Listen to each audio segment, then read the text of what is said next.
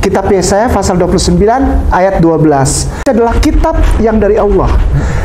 Di situ dikatakan bahwa ketika kitab itu dibukakan dan malaikat itu berkata kepada seseorang pria itu, bacalah, Iqra. Lalu laki-laki itu menjawab, aku tidak dapat membaca. Berarti itu nubuatan untuk Nabi Muhammad? Ya, mari kita... Saya akan katakan bahwa tidak lain dan tidak bukan. Yesaya 29 ayat 12, 1000% untuk Muhammad bin Abdullah sallallahu alaihi wasallam. Benarkah Yesaya 29 ayat 12 itu adalah nubuatan untuk Muhammad? Mari kita selidiki dan kita pelajari Yesaya 29 ayat 12. Apakah benar itu adalah nubuatan untuk Muhammad?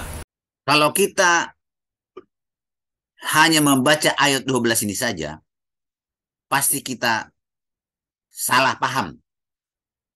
Pasti kita tidak benar memahami apa maksud dan tujuan ayat 12 ini. Untuk memahami dengan benar ayat 12, kita harus baca satu perikop. Kita baca mulai dari ayat 9. Satu perikop ini. Judulnya Bangsa yang Buta. Mari kita baca. Tercengang-cenganglah, penuh keheranan, biarlah matamu tertutup, buta semata-mata. Jadilah mabok, tapi bukan karena anggur. Jadilah pusing, tapi bukan karena arak. Ayat 11. Maka bagimu penglihatan dari semuanya itu seperti isi sebuah kitab yang termeterai. Apabila itu diberikan kepada orang yang tahu membaca dengan mengatakan, baiklah baca ini, maka ia akan menjawab, aku tidak dapat sebab kitab itu termeterai.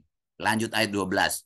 Dan apabila kitab itu diberikan kepada seorang yang tidak dapat membaca dengan mengatakan, baiklah baca ini, maka ia akan menjawab, aku tidak dapat membaca. Kita loncat dulu 14. Sebab itu sesungguhnya aku akan melakukan pula hal-hal yang ajaib kepada bangsa ini. Keajaiban yang menakjubkan. Hikmat orang-orangnya yang berhikmat akan hilang, dan kearifan orang-orang yang arif akan bersembunyi. Ayat 13. Dan Tuhan telah berfirman, oleh karena bangsa ini datang mendekat dengan mulutnya dan memuliakan aku dengan bibirnya, padahal hatinya menjauh daripadaku, dan ibadahnya kepadaku hanyalah perintah manusia yang dihafalkan. Ternyata kalau kita perhatikan pesan yang disampaikan oleh Yesaya 29 ayat 9 sampai 14 ini adalah memberitahukan bahwa ada bangsa yang dikutuk. Bangsa dikutuk. Kenapa dikutuk? Supaya tahu kenapa dikutuk, kita harus baca ayat 13-nya. Ayat 13 dikatakan ini. Oleh karena bangsa ini datang mendekat dengan mulutnya dan memuliakan aku dengan bibirnya, padahal hatinya menjauh daripadaku, dan ibadahnya kepadaku hanyalah perintah manusia yang dihafalkan. Jadi ada satu bangsa yang dikutuk karena bangsa ini datang kepada Tuhan hanya dengan bibir dan hanya dengan mulut, hatinya jauh, ibadahnya hanya perintah manusia yang dihafal-hafalkan. Apa kutukannya? Kita periksa dan kita baca ayat 9. Biarlah matamu tertutup. Nah, buta semata-mata. Jadilah mabok, tapi bukan karena anggur. Jadilah pusing, tapi bukan karena arak. Inilah kutukan. Biarlah matamu mabok, maka penglihatan dari semuanya itu seperti isi sebuah kitab yang termeterai di ayat 11. Jadi penglihatan bangsa itu menjadi seperti melihat isi sebuah kitab yang termeterai karena dibutakan. Sekali lagi ya, bangsa itu dikutuk. matanya dibutakan, sehingga penglihatan bangsa itu seperti melihat isi sebuah kitab yang termeterai, yang apabila kitab itu diberikan kepada orang yang tahu membaca dengan mengatakan, baiklah baca ini, maka ia akan menjawab, aku tidak dapat, sebab kitab itu termeterai. Jadi tidak ada kitab yang diberikan. Penglihatan mereka seperti melihat isi kitab yang termeterai, yang tertutup. Sehingga orang yang bisa membaca pun tidak bisa membacanya. Coba kita lihat 12. Ayat 12. Dan apabila kitab yang termeterai tadi diberikan kepada seorang yang tidak dapat membaca dengan mengatakan, baiklah baca ini, maka ia akan menjawab, aku tidak dapat membaca. Jadi kitabnya tidak ada. Kitabnya tidak ada, turun dari surga tidak ada. Hanya penglihatan bangsa yang dikutuk itu dibutakan sehingga penglihatan mereka seperti melihat isi kitab yang termeterai, yang tertutup. Jadi tidak ada kitab yang dibacakan. Dan tidak ada huruf-huruf dari surgawi, atau tidak adalah turun kitab dari surgawi, tidak ada. Tidak ada. Seperti apa yang dikatakan oleh Ustadz tadi. Apabila kitab itu diberikan kepada seorang yang tidak dapat membaca, gara-gara ini saja, maka ini disimpulkan menjadi nubuatan untuk Muhammad. Ya salah total. Padahal ini adalah menceritakan bangsa yang dikutuk, matanya dibutakan, sehingga mata mereka seperti melihat isi kitab yang dimeteraikan. Kenapa dikutuk? Karena mereka datang ke hadapan Tuhan dengan hanya di bibir dan mulut saja, padahal hatinya menjauh dari Tuhan. Dan ibadahnya adalah ibadah yang diperintahkan oleh manusia dan dihafal-hafalkan. Itulah berita atau yang diajarkan oleh Yesaya 29 ayat 9 sampai 14. Ustadz guru besar mengatakan bahwa Allah menurunkan Quran ke Gua Hira kepada Muhammad yang disebut kitab, yang walaupun belum dibukukan. Ketika kemudian Rasulullah Muhammad SAW itu menerima Al-Quran, itu juga sudah dikatakan kitab. Zalikal kitab, sudah dikatakan sebagai kitab, berarti sudah dikatakan sebagai buku. Meskipun pada saat itu belum dibukukan, tapi bakal dibukukan. Jadi Yesaya 29 ayat 12 bukanlah nubuatan untuk Muhammad. Ustadz ini mengatakan bahwa Allah menurunkan Quran kepada Muhammad di Gua Hira yang disebut kitab, walaupun belum dibukukan.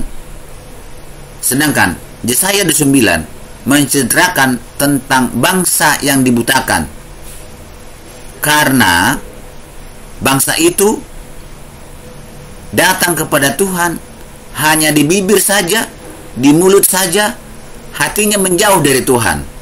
Ibadah mereka hanyalah ibadah perintah manusia yang dihafal-hafalkan, sehingga matanya dibutakan dan penglihatan mereka seperti melihat isi kitab yang dimeteraikan karena dibutakan. Jadi tidak ada kitab yang diturunkan dari langit, tidak ada kitab diturunkan yang dibaca, yang dibuka-buka, tidak ada. Hanya penglihatan bangsa yang dibutakan, sehingga penglihatan mereka seperti melihat isi kitab yang termeterai atau yang tertutup. Apa yang diturunkan oleh Allah di Gua Hira kepada Nabi Muhammad menurut Ustadz Besar S3? 600 tahun sebelum Rasulullah lahir, dikatakan bahwa tidak bisa membaca adalah kitab yang dari Allah. Beliau dibukakan tulisan surgawi. Rasulullah tidak bisa membaca. Bukan berarti beliau tidak bisa membaca huruf, tidak. Itu membaca alam raya. Siapa yang sanggup membaca alam raya? Kalau menurut hadis Sahih Bukhari 3, apa yang diturunkan Allah di Gua Hira kepada Nabi Muhammad. Mari kita baca Sahih Bukhari 3. Hadis ini sangat diyakini teman-teman saya Islam bahwa hadis ini adalah benar-benar sahih, bukan hadis doif atau hadis mauduf atau hadis bohong, bukan. Ini adalah hadis Sahih Bukhari 3, ini adalah hadis yang sah, yang sahih. Mari kita baca. Telah menceritakan kepada kami, Yahya bin Bukair berkata, telah menceritakan kepada kami dari Al-Laits, dari Ukail, dari Ibnu Syihab, dari Urwah bin Az, Jubair, dari Aisyah, ibu kaum mukminin, bahwasanya dia berkata, permulaan wahyu yang datang kepada Rasulullah SAW adalah dengan mimpi yang benar dalam tidur. Saya ulangi yang merahnya saja ya, biar jelas. Permulaan wahyu yang datang kepada Rasulullah SAW adalah dengan mimpi yang benar dalam tidur. Dengan mimpi yang benar dalam tidur. Beliau dianugerahi kecintaan untuk menyendiri, lalu beliau memilih Gua Hira dan bertahanus, yaitu ibadah di malam hari dalam beberapa waktu lamanya sebelum kemudian kembali kepada keluarganya guna mempersiapkan bekal untuk bertahanus kembali. Ternyata Muhammad beribadah malam hari di Gua Hira. Ini agama apa nih kira-kira ini? Saya tidak tahu ini. Berarti dia belum Islam saat dia belum diangkat jadi Rasul. Dia belum Islam. Karena menurut pandangan saya, Islam saat ini tidak pernah beribadah pada malam hari di Gua Hira. Tidak pernah. Jadi saya tidak tahu agama apa Muhammad waktu menerima wahyu pertama ini. Kita baca terus. Akhirnya datang Al-Haq. Al-Haq ini apa ini? Saya nggak ngerti Al-Haq. Saat beliau di Gua Hira, malaikat datang seraya berkata, bacalah. Beliau menjawab, aku tidak bisa baca. Nabi SAW menjelaskan. Maka malaikat itu memegangku dan memelukku sangat kuat, kemudian melepaskanku dan berkata lagi, bacalah. Beliau menjawab, aku tidak bisa baca. Maka malaikat itu memegangku dan memelukku sangat kuat, kemudian melepaskanku kembali dan memelukku untuk ketiga kalinya dengan sangat kuat, lalu melepaskanku dan berkata lagi, bacalah dengan menyebut nama Tuhanmu yang menciptakan. Dia telah menciptakan manusia dari segumpal darah. Bacalah, dan Tuhanmu lah yang maha pemurah, dan seterusnya dan seterusnya. Karena panjang, tidak usah kita baca semua. Ini panjang ini. Cukup sependek ini saja. Jadi Muhammad ini menerima wahyu hanya dalam mimpi. Artinya, dia melihat malaikat Jibril turun dari langit sana, bukan hal yang sebenarnya. Itu adalah mimpi. Tidak ada yang turun dari langit sana. Karena saya juga pernah mimpi mau makan buah apel di tangan saya. Ketika buah apel ini dalam mimpi saya masukkan ke mulut saya, ternyata saya jadi terbangun. Saya lihat apel di tangan saya tidak ada. Hanya mimpi. Padahal benar-benar di dalam penglihatan saya, perasaan saya, buah apel lah di tangan saya.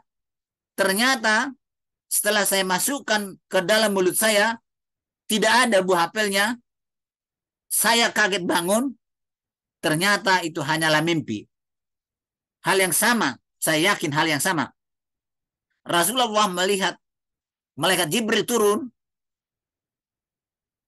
padahal kenyataannya atau sebenarnya tidak ada yang turun. Hanya penglihatan dalam mimpi. Jadi permulaan wahyu yang datang kepada Rasulullah SAW adalah dengan mimpi yang benar dalam tidur. Kalau permulaan wahyu itu datang kepada Muhammad adalah dalam mimpi yang benar, artinya malaikat Jibril sesungguhnya tidak datang kepada Muhammad membawa kitab Al-Quran karena dalam mimpi yang benar, tidak kenyataan. Itulah menurut apa yang saya pahami dan apa yang saya alami. Bagaimana kalau menurut terjemahan Al-Quran? Terjemahan Al-Quran juga turut memberikan informasi atau penjelasan tentang peristiwa yang terjadi di Gua Hira. Mari kita baca terjemahan Quran surat 26 Asy-Syura ayat 192. Dan sesungguhnya Al-Quran ini benar-benar diturunkan oleh Tuhan semesta alam. Al-Quran ini benar-benar diturunkan oleh Tuhan semesta alam, dibawa turun oleh Ar-Ruh Al-Amin dalam kurung Jibril. Jadi Al-Quran itu benar-benar diturunkan oleh Allah melalui apa? Melalui Jibril. Ayat 194, ke dalam hatimu Muhammad, agar kamu menjadi salah seorang di antara orang-orang yang memberi peringatan dengan bahasa Arab yang jelas. Jadi Al-Quran itu benar-benar diturunkan oleh Tuhan melalui Jibril ke dalam hati Muhammad, agar Muhammad itu menjadi salah seorang yang memberi peringatan dengan bahasa Arab yang jelas. Dikatakan dalam Quran, terjemahan Quran 43 As-Suruf 3, sesungguhnya kami menjadikan Al-Quran dalam bahasa Arab supaya kamu memahaminya. Ternyata Muhammad dalam terjemahan ini dikatakan Muhammad memahami apa yang diturunkan oleh Allah, yaitu Al-Quran itu dipahami. Jadi menurut terjemahan Al-Quran ini,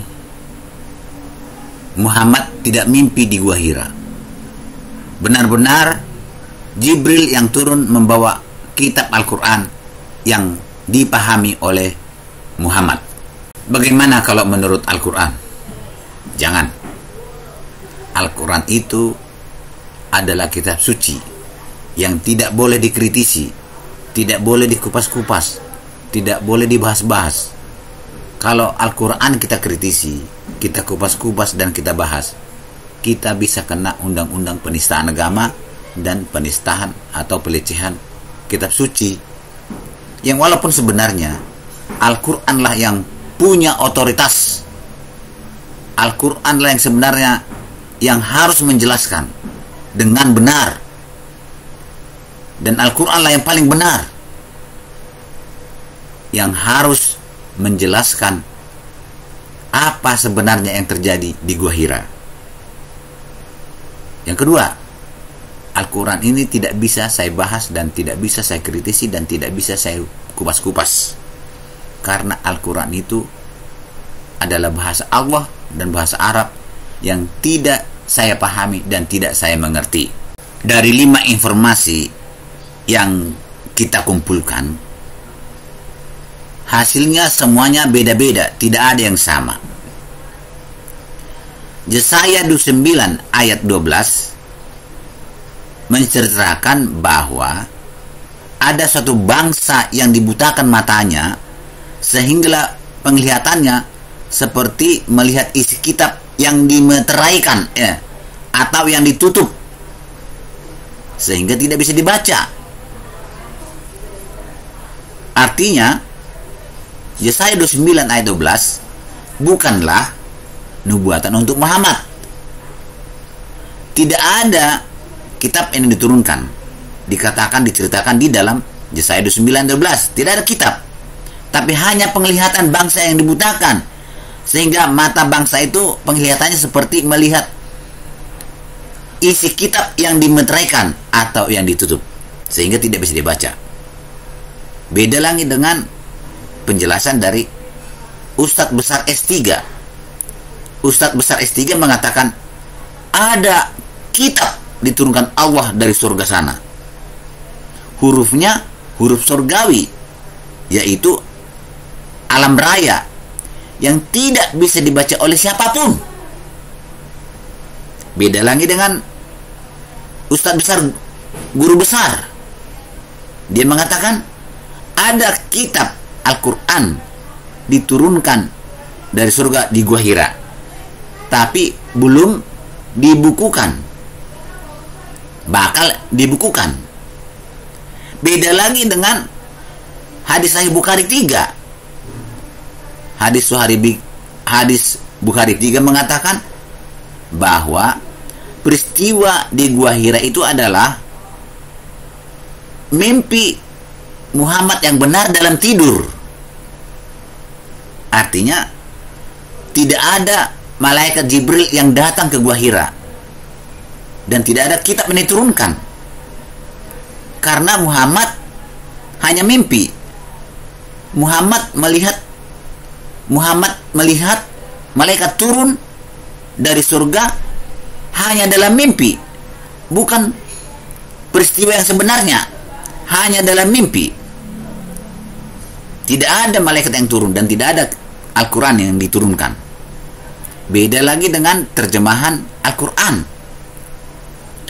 Terjemahan Al-Quran mengatakan ada Al-Quran yang diturunkan, dimasukkan ke dalam hati Muhammad dalam bahasa Arab dan dapat dipahami dan dimengerti oleh Muhammad. Dari kelima sumber ini semuanya tidak ada yang sama. Seharusnya Al-Quranlah yang berkuasa, Al-Quranlah yang punya otoritas untuk menjelaskan itu semua, untuk memberi penjelasan yang benar. Tapi sayang, Al-Quran itu tidak boleh dibahas-bahas, tidak boleh dikritisi, dan tidak boleh dikupas-kupas, karena Al-Quran itu adalah kitab suci. Kalau kita bahas-bahas, kita selidiki, kita kritisi, kita bisa kena undang-undang penistaan agama atau pelecehan Al-Quran. Saya juga tidak akan berani membahas-bahas itu. Karena apa? Al-Quran itu adalah bahasa Arab atau bahasa Al-Quran atau bahasa Allah yang tidak saya pahami. Bagaimana bisa saya bahasnya? Bagaimana saya bisa mengkritisnya? Demikianlah video kita kali ini. Semoga bermanfaat. Terima kasih.